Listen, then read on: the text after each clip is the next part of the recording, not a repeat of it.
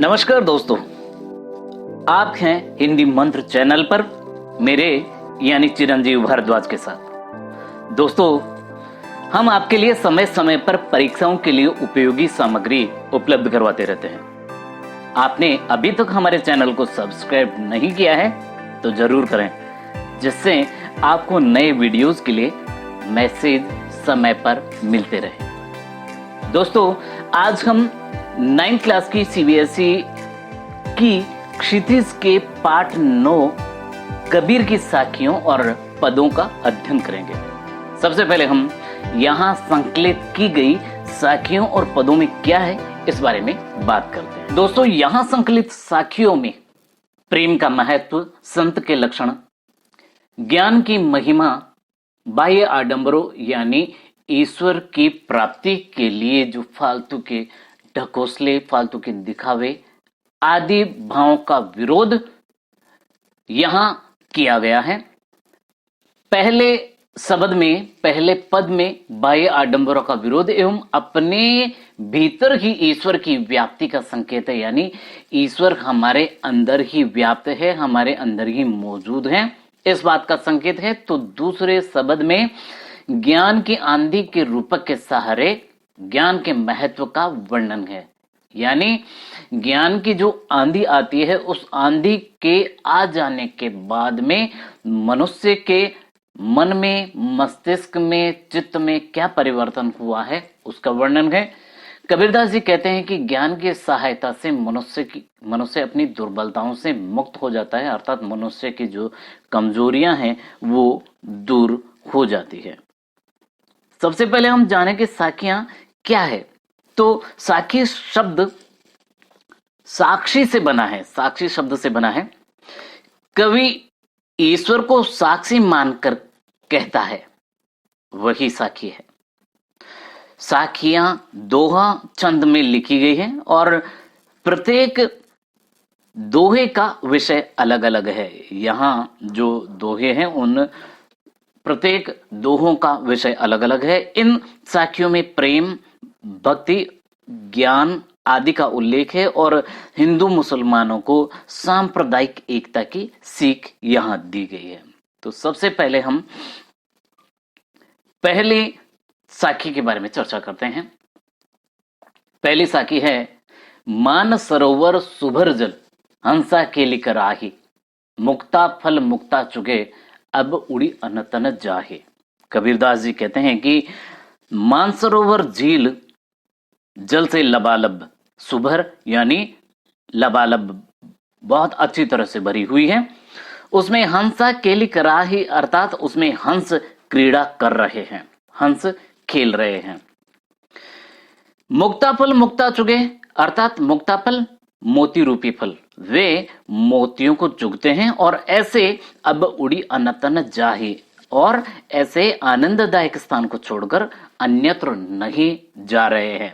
कहने का भाव क्या है कि मन रूपी सरोवर, सरोवर यानी तालाब, मन रूपी सरोवर आनंद रूपी जल से भरा हुआ है। हमारा मन रूपी जो तालाब है वो किस जल से? आनंद रूपी जल से भरा हुआ है। उसमें हमारी जीवात्मा रूपी हंस विहार करते हैं, अर्थात घूमते हैं, वो तैर रहे हैं, आनंद कर रहे हैं, विचरण कर रहे हैं। वे आनंद के मोतियों को चुगते हैं, मुक्ता फल मुक्ता चुगे, आनंद के मोतियों को चुगते हैं और इसे छोड़कर अन्यत्र यानी दूसरी जगह कहीं नहीं जाते हैं। अब उड़ी अनतन जाहे अर्थात अब इसको छोड़कर अन्यत्र नहीं जाते हैं, अर्थात हमारे मन में ही ईश्वर का निवास है, अर्थात हमारे मन में ही ईश्वर निवास करता है, उसे कहीं ढूंढने जाने की आवश्यकता नहीं है। वास्तव में मानसरोवर किसे कहा गया है? मानसरोवर मन रूपी तालाब को कहा गया है, लेकिन मानसरोवर क्या है? सामान्य अर्थ में मानसरोवर तिब्बत में स्थित एक पवित्र झील है और माना जाता है कि हंस वहां मोती चुगते हैं।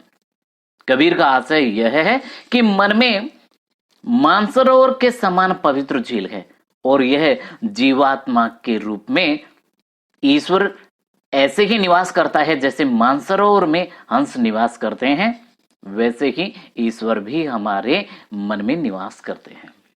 और ये पूछा जाए यदि कि हंस मानसरोवर को छोड़कर अन्यत्र यानी दूसरी जगह क्यों नहीं जाना चाहते हैं, तो ये कह सकते हैं कि हंस पक्षियों को मानसरोवर में मोती चुगने को मिलते हैं जो अन्यत्र सुख में नहीं है, दूसरी जगह ऐसा सुख नहीं है, इसलिए वे मानसरोवर छोड़कर अन्यत्र नहीं जाते हैं।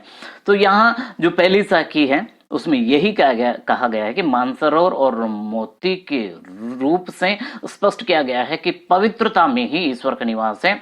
और यहां हम देखेंगे कि अनुप्रास अलंकार का प्रयोग किया गया है केली कराही और मुक्ता फल मुक्ता चुगे, क्योंकि यहाँ वर्णों की आवृत्ति हो रही है। क्या क्या वर्ण की आवृत्ति अर्थात रिपीट हो रहा है, बार बार आ रहा है। और मुक्ता फल मुक्ता चुगे, तो यहाँ मैं वर्ण की आवृत्ति हो रही है, इसलिए यहाँ भी अनुप्रास अलंकार है।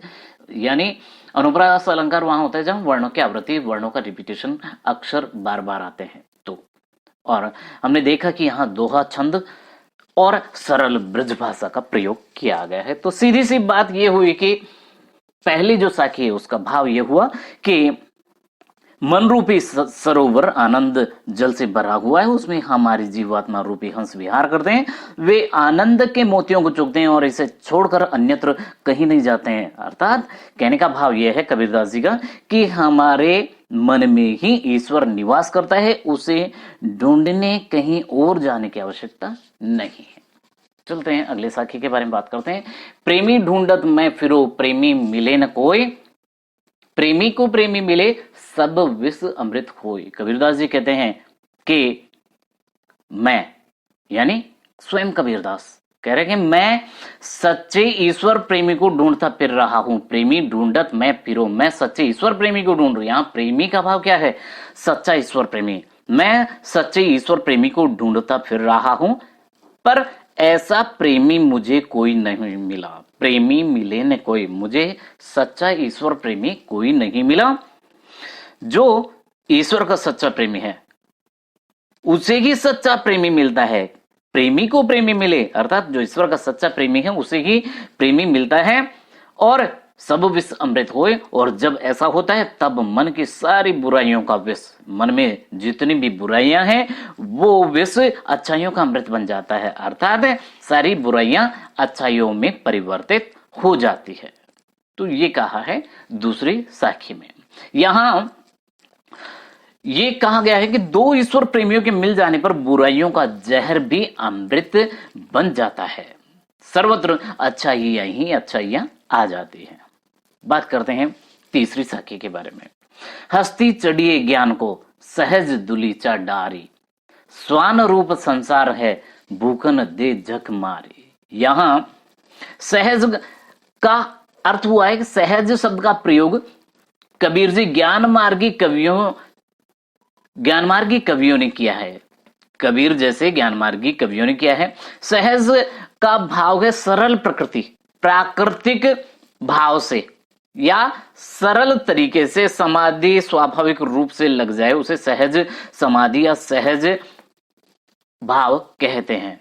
तो यहां क्या है? दुलीचा कहते हैं आसन बिछाने वाले कालीन को, और स्वान यहां कुत्ते को कहा गया है, और भूकन यानी भौंकने दो, और झक मार यानी जबरदस्ती से। तो हम ये कह सकते हैं यहां हस्ती चढ़िए ज्ञान को कबीरदास जी कहते हैं कि उनका मानना है कि सहज समाधि का दुलीचा बिछाकर ज्ञान के हाथी की सवारी करो। हस्ती चढ़िए ज्ञान की सहज दुलीचा डार अर्थात सहज समाधि का, ध्यान का दुलीचा बिछा करके ज्ञान के हाथी की सवारी करो, अर्थात ज्ञान प्राप्ति के लिए सहज समाधि लगाओ। और स्वानुरूप संसार है, अर्थात संसार जो है वो कुत्ते के रूप में है, कुत्ते की तरह है। कैसे कि भौंकता है वो, तो भूखन दे झक मार, उसको झक मार करके जबरदस्ती वो भौंकता है तो भौंकने दो, क्योंकि तुम्हारी आलोचना करने वाले यदि कुत्तों के समान भौंकते हैं तो उन्हें भौंकने दो, उनकी चिंता मत करो। जो यहां कबीरदास जी ने आलोचकों की तुलना कुत्तों से की है, जो तुम्हारी बुराई करते हैं संसार में, उनसे की है कि जिस प्रकार कुत्ते किसी विचित्र वस्तु या व्यक्ति को देखकर भौंकते रहते हैं, ऐसे ही आलोचक भी सहज समाधि वाले ज्ञानी के बारे में कुछ न कुछ कहते ही रहते हैं। ज्ञानी को उनकी चिंता नहीं करनी चाहिए, क्योंकि वे तो कुत्ते के समान कुछ न कुछ बकवास करते ही रहते हैं, कुछ न कुछ बोलते ही रहते हैं। तो यहां कबीरदास जी ने ये कहा कि जिस प्रकार हम सहज दुलीचा डार करके यानी आसानी से ज्ञान को प्राप्त करके ईश्वर की आराधना करें, और यदि ऐसा करते हुए कोई भौंकता है या कोई उल्टी सीधी बात करता है तो उस पर ध्यान न दें और हम अपना कर्म करते रहें। चलते हैं अगली साखी के बारे में बात करते हैं। पका पकी के कारणे सब जग रहा भुलान, निरपक होई के हरि भजे सोई संत सुजान। यहां पका पकी कहा गया है पक्ष और विपक्ष, समर्थन और विरोध को हम कह सकते हैं पका पकी। सब जग रहा भुलान का मतलब भूला हुआ, खोया हुआ, और निरपक यानी निष्पक्ष, और सोई यानी वही, और संत यानी सज्जन को कहा गया, सुजान यानी ज्ञानी को कहा गया है। तो हम ये कह सकते हैं, कबीरदास जी कहते हैं कि किसी न किसी संप्रदाय में, किसी न किसी संप्रदाय या समुदाय या समाज के समर्थन में, उसका विरोध करने में सब लगे हुए हैं। यानी पका पकी पक्ष और विपक्ष, सब इंसान जो है वो किसी न किसी समुदाय या किसी न किसी संप्रदाय के पक्ष और विपक्ष में लगे हुए हैं। सब जग रहा भुलान, और ये सब उनकी भूल है, और इस भूल में वे ईश्वर को भी भूल रहे हैं। वास्तविक ज्ञानी कौन है? निरपक होय के हरि भजे सोई संत सुजान। ये कह रहे हैं कि वास्तविक ज्ञानी या सज्जन तो वह है जो संप्रदायों से ऊपर उठकर निरपक अर्थात निष्पक्ष होकर ईश्वर के भजन करते हैं, ईश्वर की आराधना करते हैं। वे ही सच्चे सज्जन माने गए हैं, वास्तविक ज्ञानी माने गए हैं। तो कबीरदास जी ने यहां सच्चे सज्जन या ज्ञानी की संज्ञा दी है, परिचय दिया है। कवि संत सुजानों से मानता है जो संप्रदायों और मत और दूसरे मतांतरों में नहीं भटकता। ऐसा व्यक्ति संप्रदायों की चिंता न कर निरपेक्ष भाव से केवल ईश्वर की भक्ति करता है, क्योंकि वह जानता है कि संप्रदाय तो केवल ईश्वर की ओर ले जाने वाले मार्ग हैं, इनमें अच्छाइयां बुराइयां भी हो सकती है, ईश्वर इन सबसे परे है। ऐसी मान्यताओं के कारण ही कवि उन्हें सुजान संत कहता है। यहां हम देखेंगे कि सोई संत सुजान, से वर्ण की आवृत्ति हो रही है, इसलिए यहां अनुप्रास अलंकार है। दोहा छंद का यहां प्रयोग किया गया है और बिल्कुल भाषा जो है सरल है। चलते हैं अगली साखी के बारे में बात करते हैं। हिंदू मुआ राम कही, मुसलमान खुदाए, कहे कबीर सो जीवता, जो दूह के निकट न जाए। कबीरदास जी का मानना है कि ईश्वर तो राम या खुदा से भिन्न है, उसे जान लेने वाला ही अमर हो जाता है। अमर अर्थात जो जिसकी कभी मृत्यु नहीं होती है, यानी हम ये कह सकते हैं जो मोक्ष को प्राप्त कर लेता है। तो कबीरदास जी कहते हैं हिंदू मुआ राम कही, हिंदू राम का नाम लेकर मरता है, मुसलमान खुदाए और मुसलमान खुदा का। कहे कबीर सो जीविता, कबीरदास जी कहते हैं कि वही जीवित रहने के समान है जो दोनों संप्रदायों की मान्यताओं के निकट न जाकर, जो दूह के निकट न जाए अर्थात दोनों संप्रदायों की मान्यताओं के निकट न जाकर भगवान की आराधना करता है, और वही व्यक्ति जीवित है अर्थात जीवित के समान है। कहा गया है कहे कबीर सो जीविता, यानी कबीरदास जी के अनुसार वही व्यक्ति जीवित है जो दोनों संप्रदायों की मान्यताओं के निकट न जाकर भगवान की आराधना करता है, वही व्यक्ति जीवित है। सच्चा ज्ञान प्राप्त कर वह अमर हो जाता है। यहां कबीरदास जी का मानना है कि हिंदू तो राम का नाम लेते हुए मरते हैं और मुसलमान खुदा का।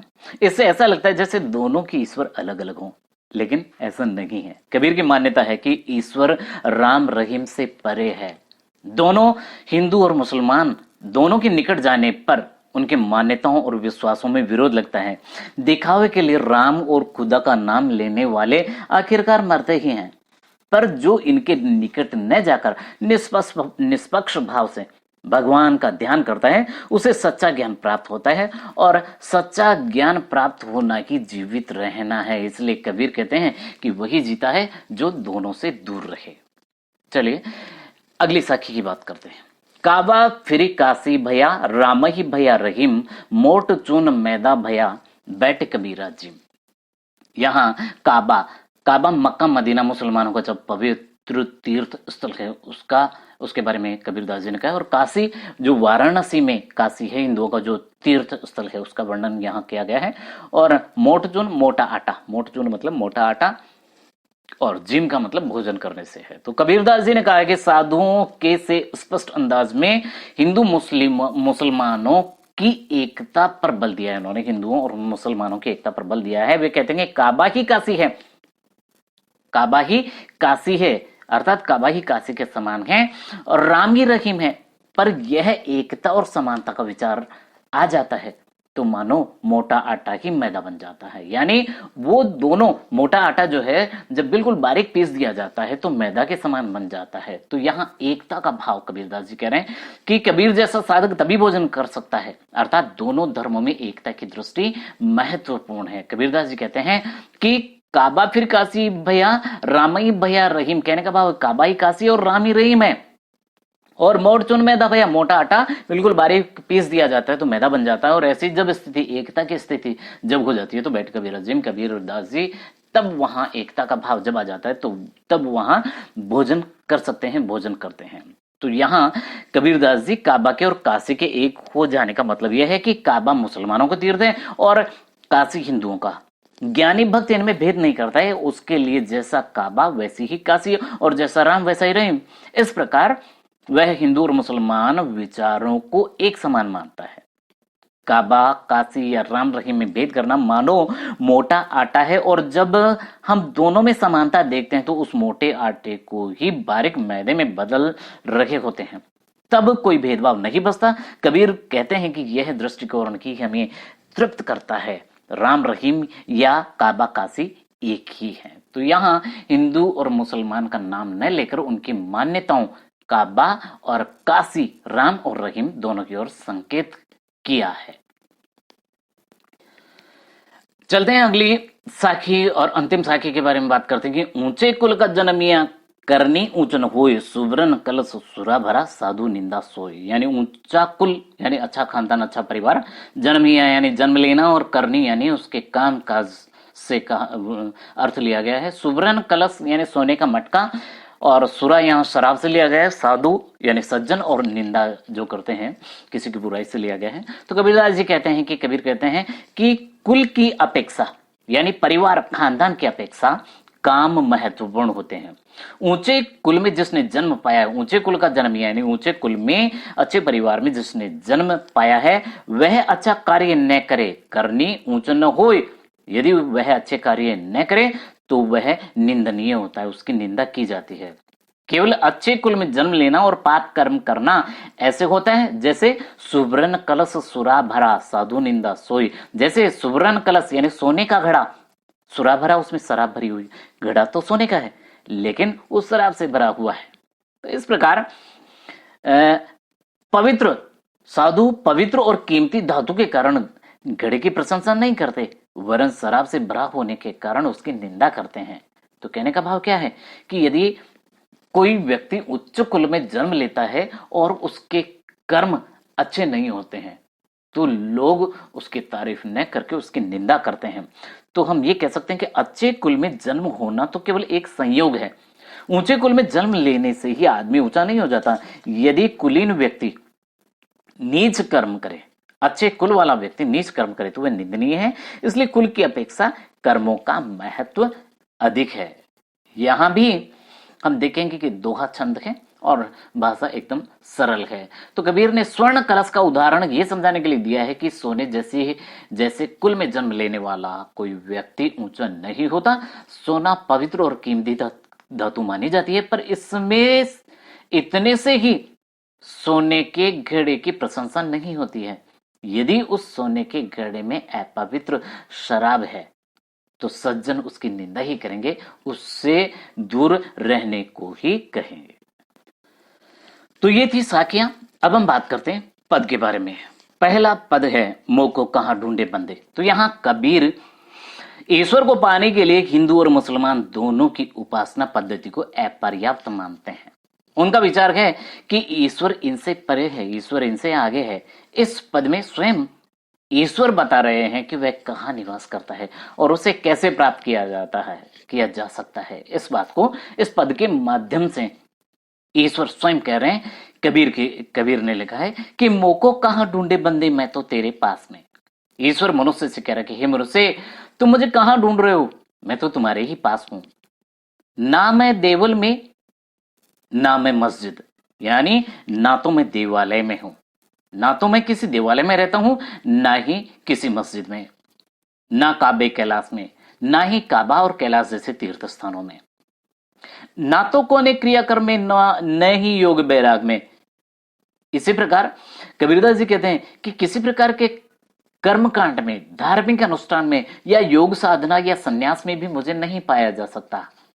ना तो कोने क्रियाकर्म में, ना ही योग वैराग में, यानी योग में या वैराग्य में या संन्यास में मुझे पाया नहीं जा सकता है। कोई सचमुच मुझे खोजना चाहे तो कह रहे हैं, खोजी हुई तो तुरंत मिल गो पल भर की तलाश में। यदि कोई सचमुच में मुझे खोजना चाहे तो उसे पल भर की तलाश में कि मैं मिल सकता हूं। हे संतो, मैं तो कहे कबीर सुनो भाई साधो सब श्वासों की सांस में।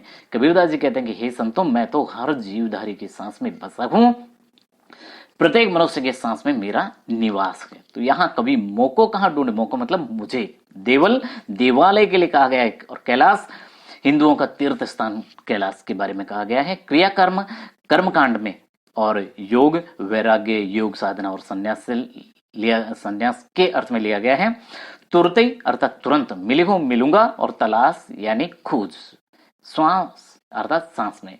तो यहां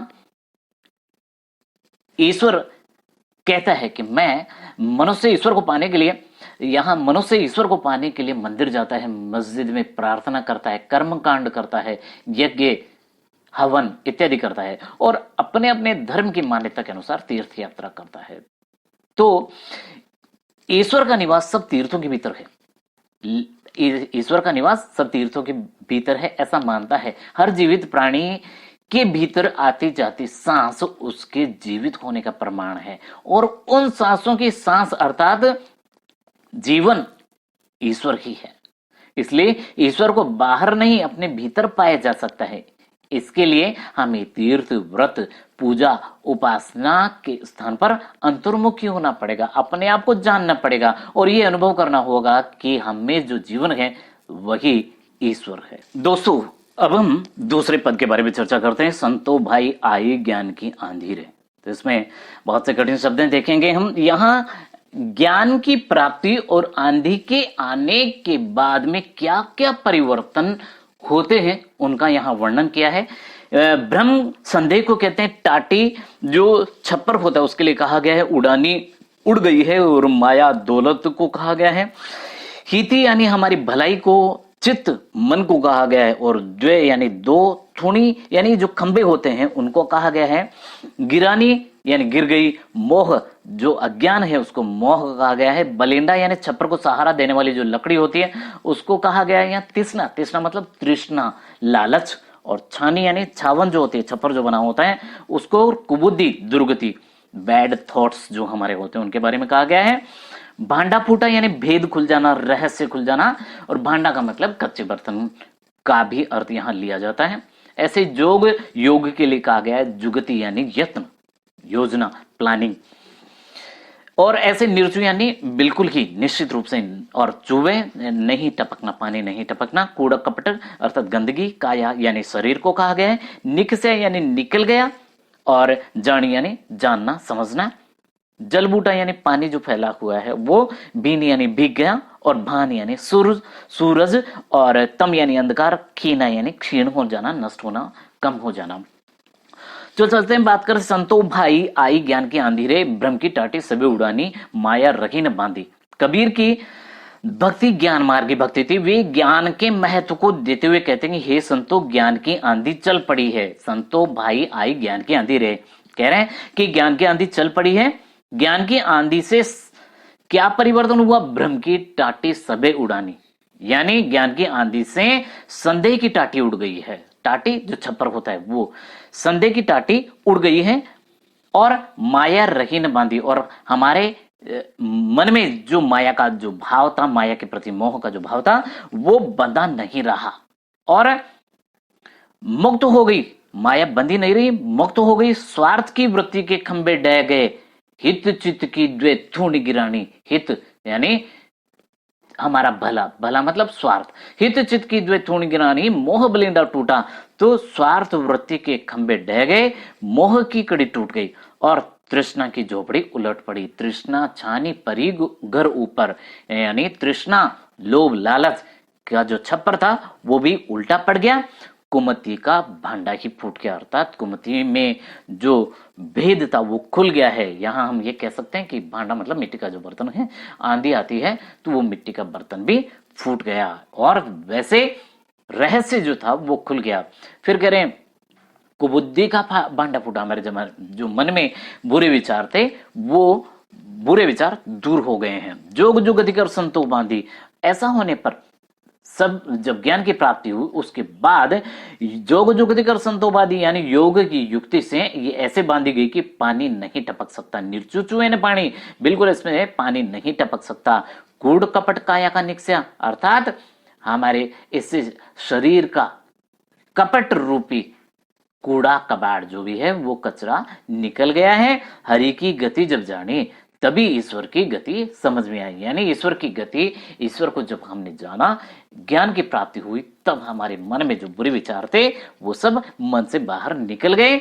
आंधी पीछे जो जल बूटा, प्रेम हरिजन बीना, यानी आंधी आने के बाद में जो जल मिला उसी प्रेम में ईश्वर भक्त भीगा हुआ है। अर्थात ईश्वर का प्रेम प्राप्त हो गया है ईश्वर के भक्त को ज्ञान रूपी। फिर कह रहे हैं कहे कबीर ज्ञान के प्रगटे उदित भय तम कीना। कबीरदास जी कह रहे हैं कि ज्ञान रूपी सूर्य के उगने पर अज्ञान का अंधकार नष्ट हो गया है। भानु अर्थात सूर्य, ज्ञान रूपी सूर्य के उगने पर अज्ञान का अंधकार नष्ट हो गया है। कबीरदास जी यहाँ दो आंधी आने की तुलना ज्ञान की प्राप्ति से कर रहे हैं। दो घटनाएं पैरेलल समान रूप से चल रही है। एक तो आंधी का आना, ज्ञान की प्राप्ति होना। आंधी के आ जाने के बाद में क्या क्या छप्पर किस प्रकार, बलिंदा किस प्रकार, खंबे किस प्रकार टूट जाते हैं उनका वर्णन किया गया है और हमारे मन में क्या क्या परिवर्तन हो जाते हैं उनका वर्णन किया गया है। कि आंधी के आने पर कच्चे पर्दे उड़ जाते हैं, कोई चीज वैसी नहीं रहती, घरों के खंबे कड़ियां आदि टूटकर नष्ट हो जाते हैं, बर्तन फूट जाते हैं और अंततः आसपास का कूड़ा कचरा साफ हो जाता है। ज्ञान की प्राप्ति होने पर भी ऐसा ही प्रभाव कवि ने दिखाया कि ब्रह्म की आंधी से संदेह की टाटी उड़ गई, माया मुक्त हो गई, स्वार्थ वृत्ति यानी अपने बारे में ही सोचना, ऐसा विचार, ऐसी आदत, ऐसा स्वभाव, मोह, तृष्णा, दुर्गति आदि सब नष्ट भ्रष्ट हो गए। ज्ञान की आंधी के बाद शरीर का कूड़ा करकट भी उड़कर बह गया। तो इस प्रकार ज्ञान की आंधी के बाद शरीर निर्मल हो गया। वर्षा की प्रेम की वर्षा में भक्त नहा उठा और ज्ञान सूर्य के उदय होने पर अज्ञान का अंधकार क्षीण हो गया, नष्ट हो गया। तो ये थे कबीर की साखियां और पद।